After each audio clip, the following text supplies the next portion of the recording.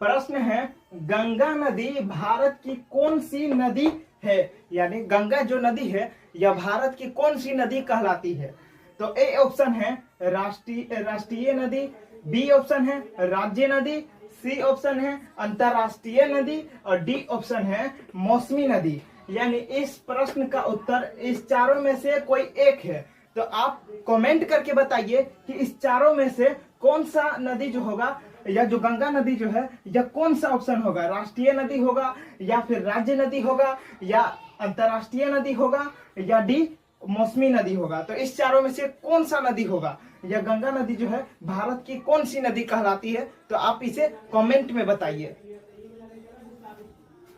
प्रश्न है, गंगा नदी भारत की कौन सी नदी है? यानी गंगा जो नदी है यह भारत की कौन सी नदी कहलाती है?